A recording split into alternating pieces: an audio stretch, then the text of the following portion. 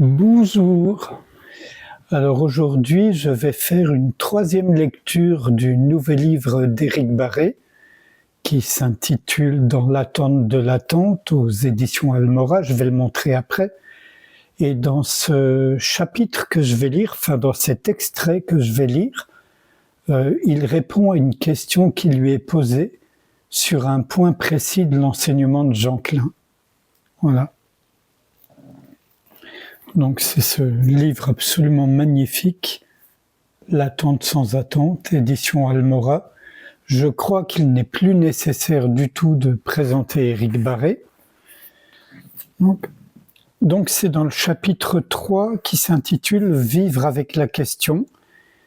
Et c'était un entretien, des échanges à Paris en septembre 2018. Question. Je voudrais vous poser une question concernant une phrase de Jean Klein afin de mieux la comprendre. Un jour, le corps disparaîtra pour toujours. Le « je suis » ne disparaît jamais. Le « je suis » est. Quand vous avez réellement découvert le « je suis », le problème de la mort cesse définitivement de surgir.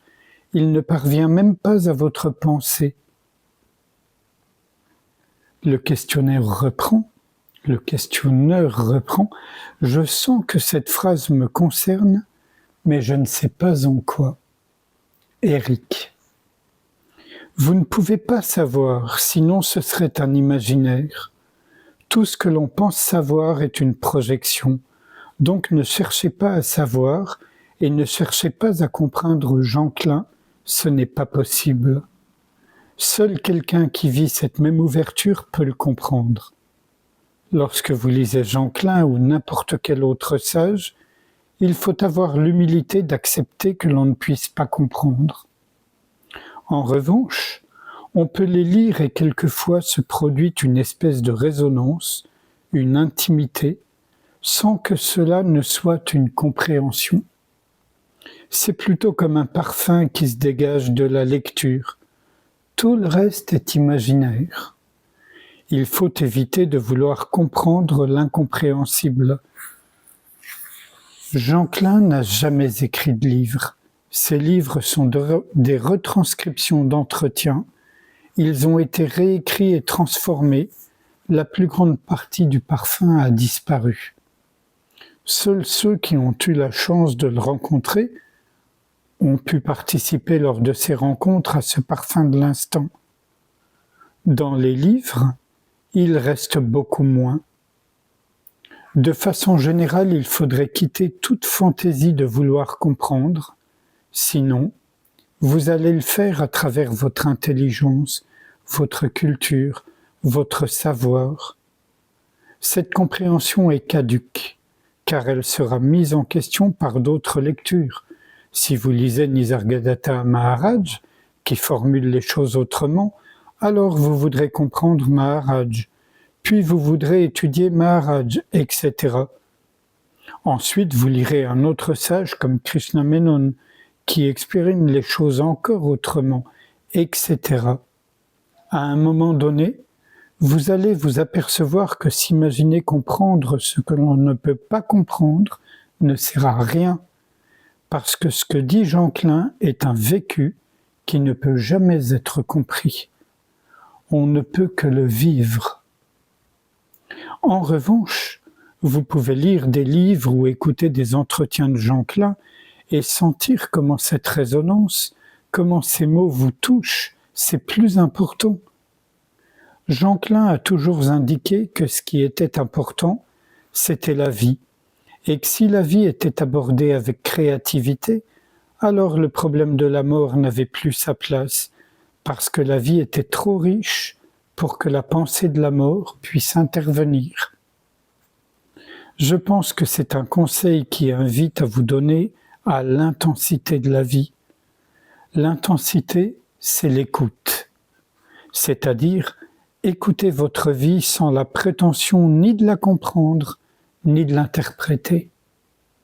Vous êtes intelligent, donc vous vous êtes aperçu que l'intelligence ne sert à rien pour comprendre l'essentiel. Gardez votre intelligence pour des domaines fonctionnels, mais s'agissant de ce qui est profond, mettez-la de côté. Qu'est-ce qui vous reste quand vous n'avez plus d'intelligence? L'écoute. Dans cette écoute, ce qui va s'imposer naturellement, c'est votre fonctionnement. Voir comment vous fonctionnez quand on vous aime, quand on ne vous aime pas, quand vous êtes en bonne santé, quand vous êtes malade, quand vous réussissez, quand vous êtes en échec, etc. La seule chose que vous ayez dans la vie, c'est votre fonctionnement. Tout le reste est imaginaire. Dans cette écoute, l'intimité avec votre fonctionnement va s'intensifier, puis à un certain moment, l'accent qui était placé sur l'écoute du fonctionnement va naturellement se déplacer sur l'écoute elle-même. Ce n'est plus ce que l'on écoute qui devient important, mais le fait même d'écouter. Tout ce qui est écouté va se référer de plus en plus organiquement à l'écoute, et toutes les énergies qui se dirigeaient vers ce qui était écouté vont revenir vers l'écoute. Ce qui est écouté va presque disparaître en tant que perception, et comme il ne peut pas y avoir de sujet sans objet, lorsque la perception de ce qui est écouté disparaît, celui qui écoute disparaît aussi, parce que le sujet a besoin d'un objet pour exister et vice-versa. Quand le sujet qui perçoit et ce qui est écouté disparaissent, il reste ce que l'on appelle l'écoute. C'est l'approche traditionnelle. C'est le passage de la perception à celui qui apparemment perçoit, suivi de la dissolution de ces deux imaginaires, parce que ce sont des représentations mentales. Il n'y a jamais rien de perçu, ni jamais personne qui perçoit.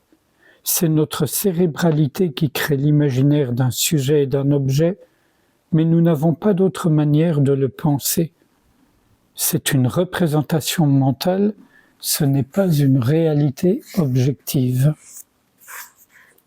Dans l'approche fonctionnelle, qui était celle de Jean Klein, l'accent était mis sur la résorption du perçu qui entraînait la résorption du percipient.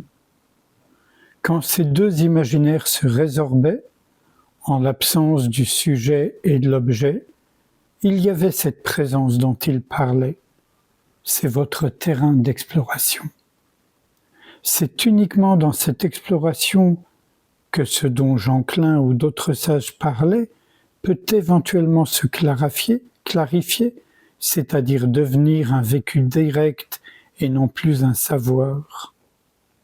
Il faut lire les sages comme on lit de la poésie. Quand vous lisez un poème, vous ne dites pas que c'est juste ou que c'est faux, c'est au-delà de cela. En revanche, il y a un mouvement. Mais quand les entretiens ont été traduits ou beaucoup réécrits, on perd un peu cette poésie. Cela dit, comme ce sont des mots qui viennent du silence, même mal traduits, même quelquefois transformés, on peut tout de même pressentir ce parfum. C'est cela qui est important.